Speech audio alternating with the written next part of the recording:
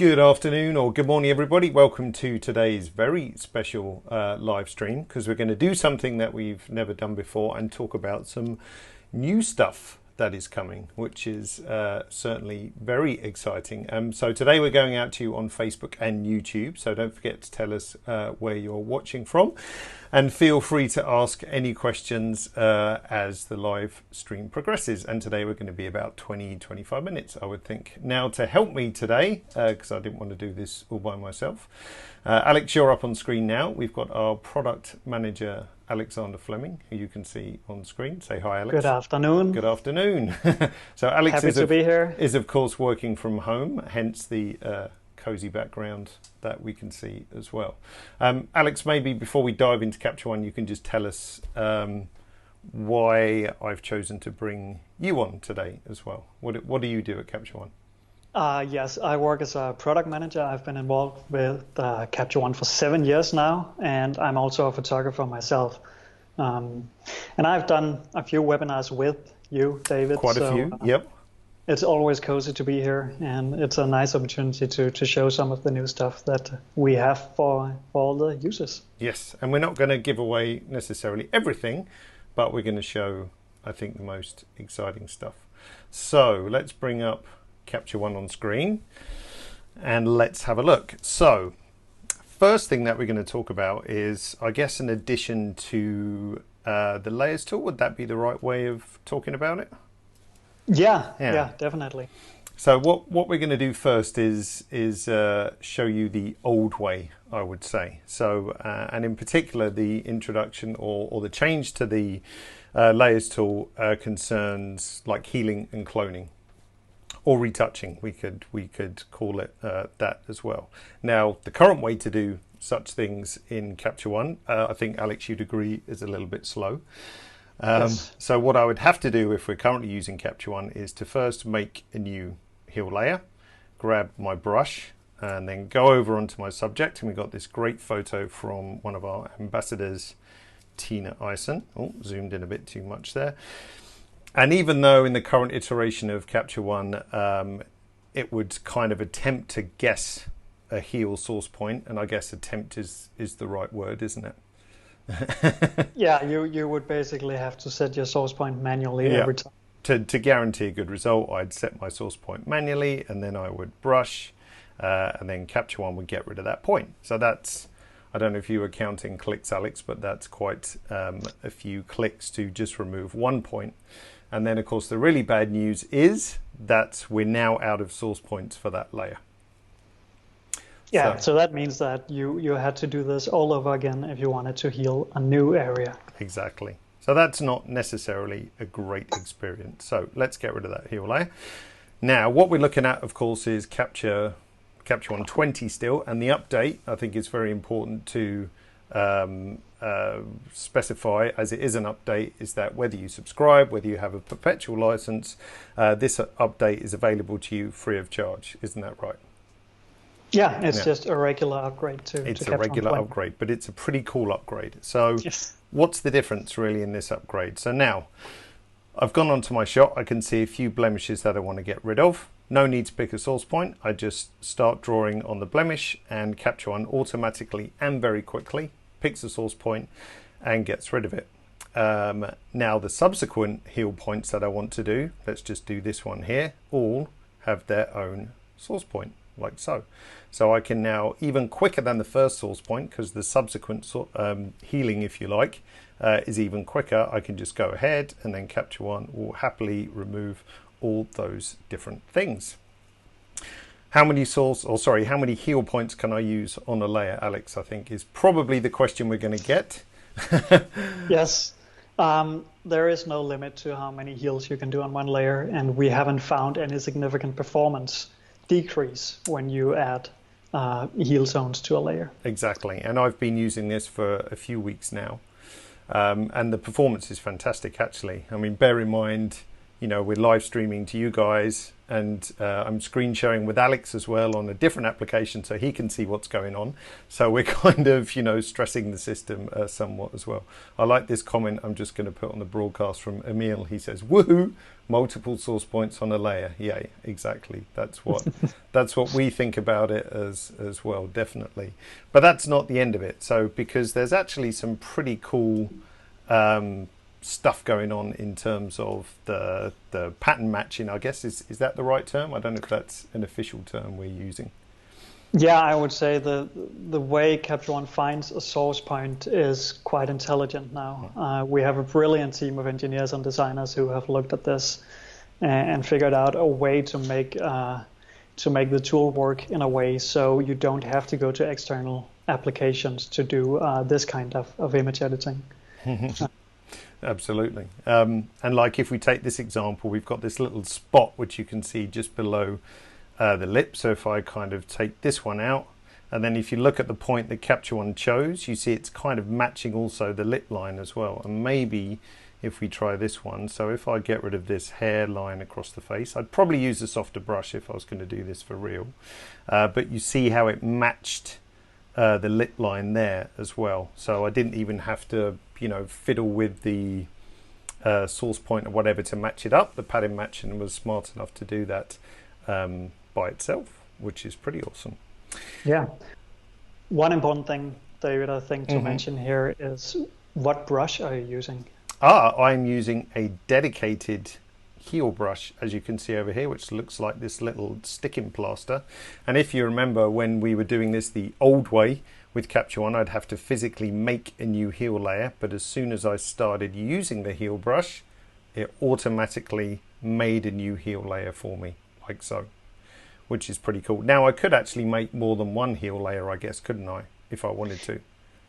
Yeah, you can make up to, we still have the 16 layer limit, so you can effectively make 16 heel layers. And I guess the reason to do that would be if you wanted to, after making the heel layer, change the actual opacity of the whole layer. You can change opacity individually for the layers. Yeah, exactly. Little question, there's lots of comments whizzing past. I think I like the one that says amazeballs.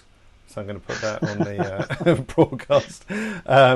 David said, can you use this tool on dust spots? And I think this comes to actually a good point about the kind of photographs that we can use this for.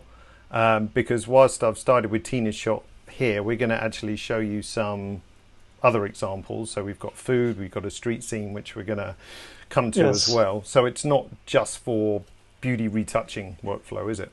No, and I would actually say that this new heel tool in particular is better for dust and spot than our previous because it takes in the texture. So while the previous spot tool, maybe not the dust tool because that works differently, we're not going into details about that, but if it's just tiny spots, the new heel tool will cover the texture in a much better way, especially if you're also working on a high ISO image. Yeah, and also the spot tool, it tends to blur the sort of background a little bit as well. So, exactly. Yeah, the texture, as you say, wasn't as nice. So spotting, we removed a hair, so that was a longer object. We've done dust, blemishes. We'll show you some kind of bigger examples in a minute. But let's move on to the second kind of brush, and then we'll look at some more heel examples as well. So now I'm going to grab this brush, which is called a clone brush. I guess that's the right term, isn't it, Alex? Clone or cloning brush. Yeah. Now the cloning brush differs in that, first of all, the setting a source point is something you do manually. And also the clone brush will also just simply copy or clone, funnily enough, like for like pixels. So if I wanted an additional freckle, I could use my Alt key to set my source point, which shows around that orange circle, and then I could just add this, additional freckle here, for example. So let's bring my flow up so we can actually see it. So then I can just literally copy pixels from A to B. Now notice here, of course, you can see the change in tone because there's no luminosity matching, I guess is the is the correct way to talk about it. It's just a copy. Yeah, you can say clone will copy while heal will copy and blend. Yeah, exactly. Now, when I did that first little clone spot, you see over here in the layers tool, it's automatically made us a new clone layer as well. So again, saving you a step. It's detected I used the clone brush and then just makes that layer. The other cool thing that we can do with the clone tool is, if I turn my flow right down to, let's say 4, is that we can build up an area kind of gradually as well. So this kind of darker area just around the lips here, if I set my source point over here somewhere and then just gradually brush and see it's just slowly getting lighter, and then when I'm happy with that I can stop, and then now I've done, you know, a nice bit of cloning. I'm sure a professional would do it more skillfully than me or Tina, who took this shot, but you get the principal idea of being able to use flow control. And of course I could always bring the opacity back down in that layer just to kill that off nicely as well. Now the other exciting thing is if I go back to the heel brush and let's just say let's just get rid of a spot here, for example, do you notice it immediately went back to the heel layer as well, so you don't have to manually flip-flop between those different layers. So again, workflow improvement. I guess it's not only did we want the quality with which these tools provide, but they had to be simple and easy to use as well. Yes, definitely. Yeah. So there's been a million questions that have been flying past, or comments. A few people asking when is this going to be available. I think best thing for us to say is May. It's the May update. Yes. So rather than stick a date on it, it's just coming sometime in May. So fingers crossed it's not too far off. It's pretty mature at this point, I would say. We're still in beta, aren't we, Alex? So you might get a few oddities or pauses or things like that, but it's, you know, 99% of the way there as well. Okay. I'm just going to see if I can find a question that we could ask in between the comments. And someone, where is it? Anthony, he's spied the next thing that we're going to talk about as well. Oh, he's spotted it. Yes. So, one last thing that we want to talk about before we get to the thing that Anthony spotted is regarding these arrows, actually. So, you know, on a shot like this, we could end up with quite a few arrows, right, which you might find also a little bit distracting. So if I don't know if you noticed in the brush tool, there's a little display arrows tick. So if I uncheck that, then it's just, you know, essentially, I guess, a cleaner interface, which then I can then go around and do my spotting like so. So if you prefer that cleaner look, then of course you can just simply use it like so. Generally, I haven't found, I don't know about you, Alex, in your testing, I haven't really found that many cases where I've had to move the source point on a photo like this. On one we're going to see in a minute, then we might have to do a little bit of manual sort of moving like so. But on this kind of shot, it's pretty accurate, right?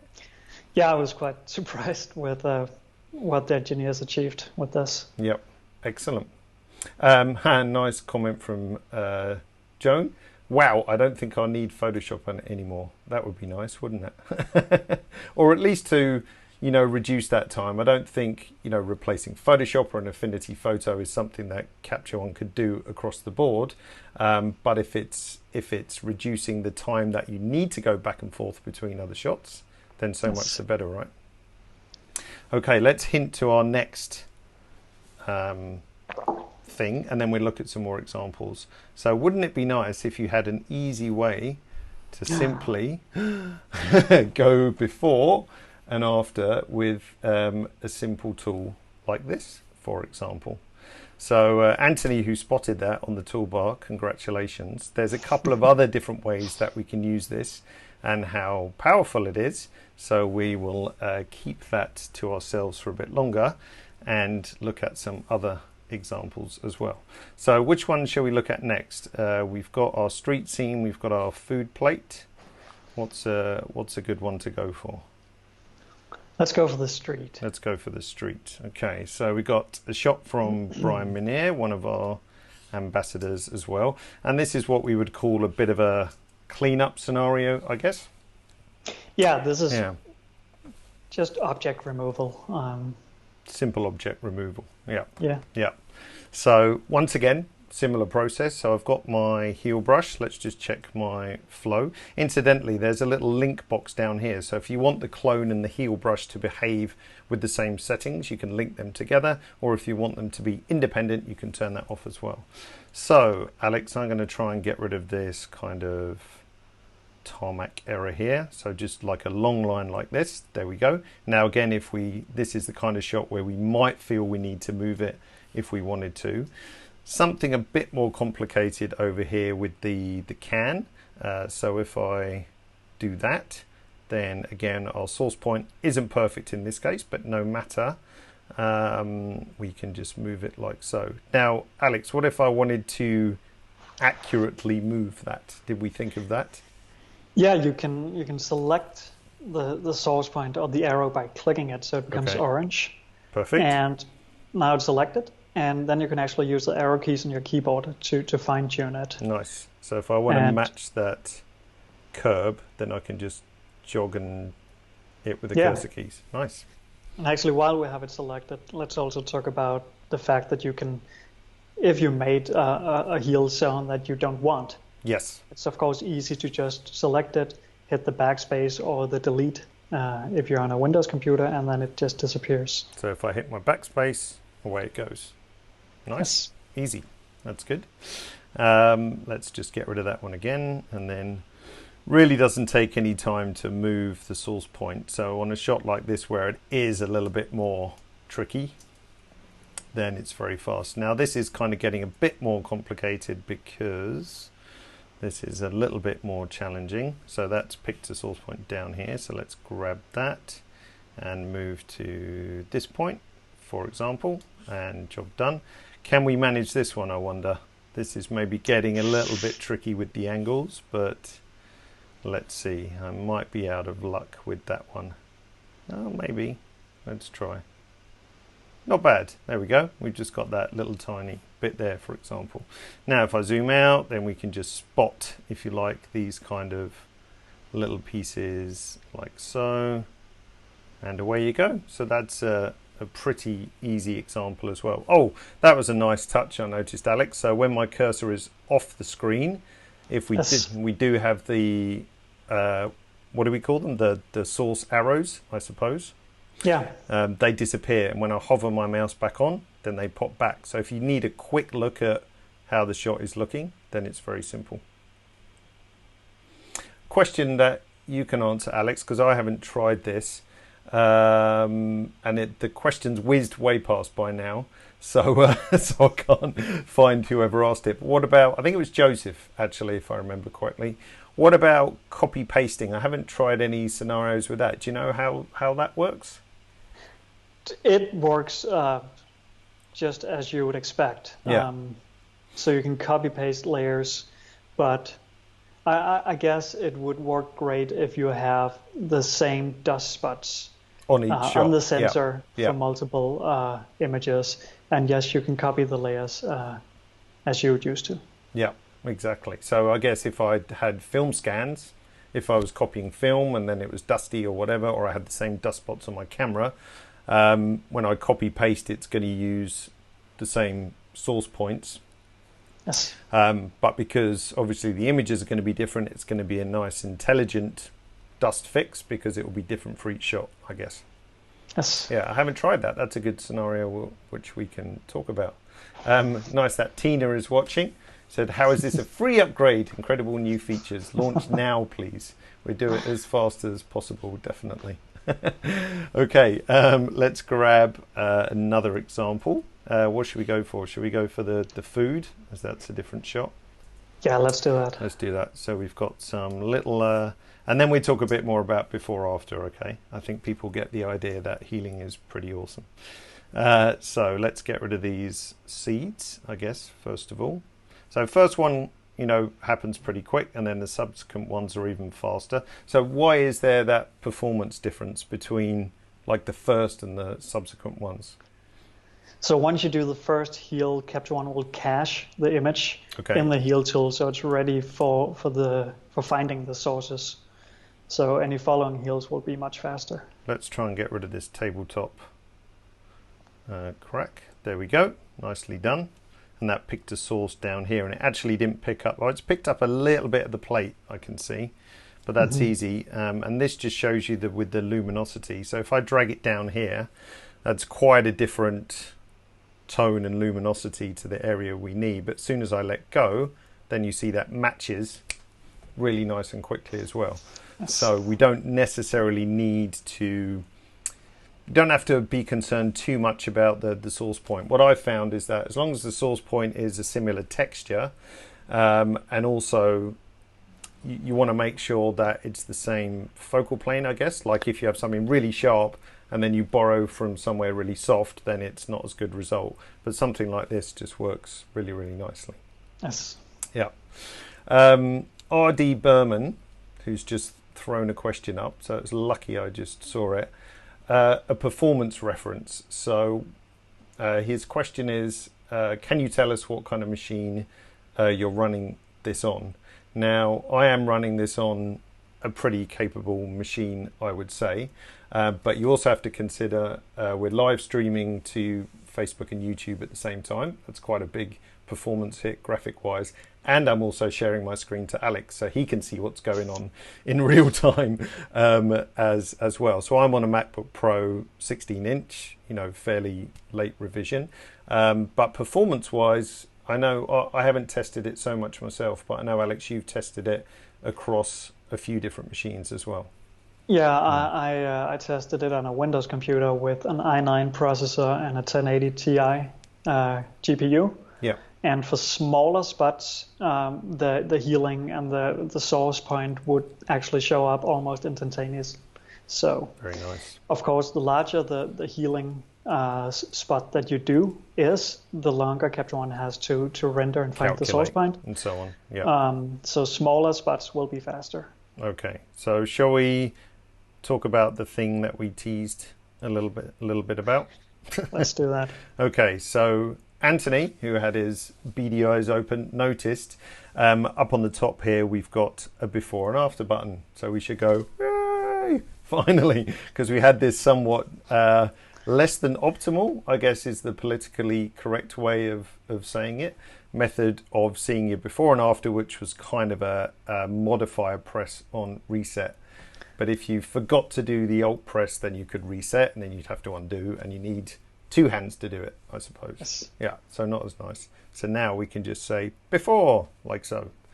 And what do we name this, Alex? This is our split slide view. Yep. So the before and after tool actually has two different modes. Nice. The default one, as you see here, is the split view slider, which is, if you're watching, is pretty self-explanatory. You get the before view to the left, after view to the right, and a high-performing slider in the middle that you can just drag back and forth.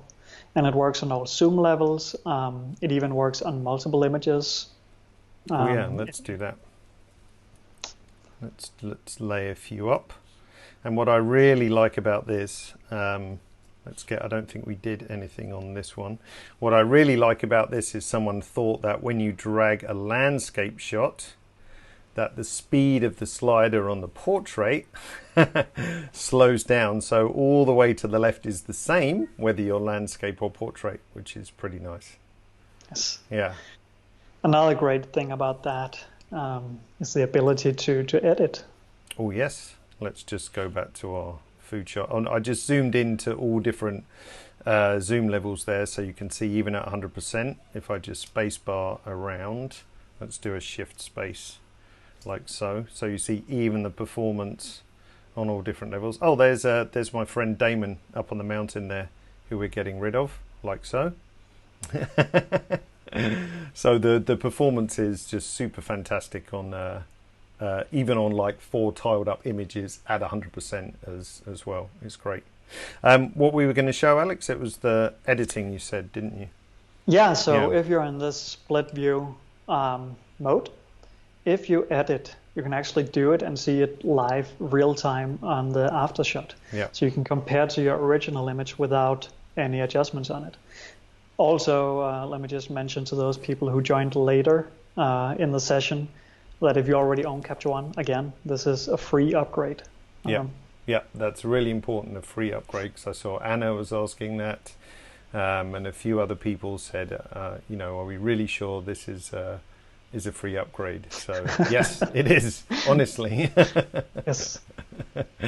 Once it's released, you just go in and download, update, and then you have it. And that's it, and you have it, exactly.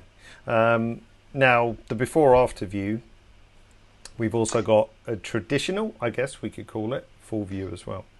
Yes, yeah. So you can say while this split view slider is entertaining and fun to play with in a fast-paced environment like me, I'm a wedding photographer, and I wouldn't want to sit and drag this before after back and forth on all my images all the time. Yeah. So we have this mode where it's just the entire image that switches back to its before state. Yeah, you can see the performance is pretty nice. So how am I switching the state without using the mouse?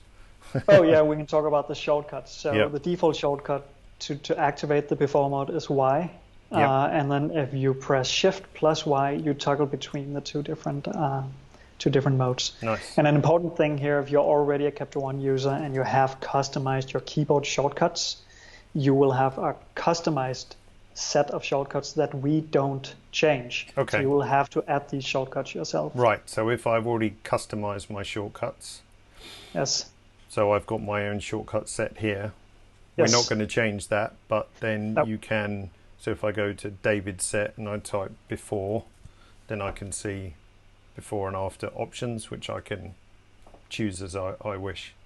Yes. Yeah, and Y is a nice good key for it actually. So yeah, I can see why that for a slider view, if you're doing rapid batch editing like a wedding shot, dragging a slider would be kind of annoying after a while, even though it's cool. Yes. It's not necessarily for batch editing the fastest way. So Shift Y, then no delay, it's just an instant before and after, which we can tap and see quite nicely, which is great. Does that work on multiple images too? I was only playing with the sexy slider for multiple. It does. Yeah. What happens if I edit though? So I guess if I edit, okay, it jumps out of the mode. Nice. So if I can say, okay, yeah, I can see what I was doing, but I just want to continue. I don't even have to come out of that mode. That's nice. Mm-hmm. Fantastic. Whew. I think that's all we're going to give away for the moment. Yes. For now. We did have a lot of comments come through. I'm just going to put up one on screen from my colleague Christine and Jack, who are going crazy in the background trying to ask as much comments as possible. So yeah, it's a free update for those of you that joined late as well. So available whether you have a subscription or a perpetual license, including Sony and Fujifilm, and it will be available sometime later in May. So we don't know the exact date, but if you keep an eye out in May, then it will of course be available to you. So subscribe to our newsletter, of course, social media. Keep an eye out on Facebook, YouTube, Instagram, and so on, and then you will know how to find it. We can add a little cliffhanger if you're a new user considering switching to Capture One. Yes. We have added extra delicious stuff to Capture One that makes it much easier as a new user to get started and get acquainted with Capture One. We are not going to show this today. Nope. But it is not just these two tools. Yeah, we've got to keep a little bit back as well. But these are the two things that we're definitely the most excited about, for sure. And I know it's some that have been maybe a little bit of a long time coming, but at least when we do it, we bring out it, all guns blazing, etc. Yeah. So I think to recap with the healing and the cloning, it's performance, it's a great result, and removing those limitations like the single source point per layer, which was kind of super annoying. and also the broad appeal to not just beauty photographers, food photographers. Anybody can use this tool regardless of their discipline. Yes. I would say that's a good way to put it. And finally, with the before and after, of course, that's just, again, before and after, there's 100 different ways you can implement that, but I think the way we've done it with the multi-view, with the 2 different views, and the speed to switch between the two is also really important as well. If you've come into this late as well, you can just rewind this in a second. So when we stop the live stream, it goes up onto Facebook and YouTube, and then you can just find it afterwards. So, all right, Alex, I think we shall let everybody get about the rest of their day and get excited about the new version of Capture One. I said keep an eye out in May for when it's released. And thanks for joining us on this short live stream. You should come back again in the future and do some editing. Definitely. Thanks for having me. That's all right. A pleasure. All right. Thanks, everybody. And sorry if we couldn't answer a whole bunch of questions. It's kind of difficult to keep track of when there's 2,000 people online. So thanks for joining us and spending this half an hour. Cheers, Alex, and see you again soon. See you. Take care, everyone. Bye now.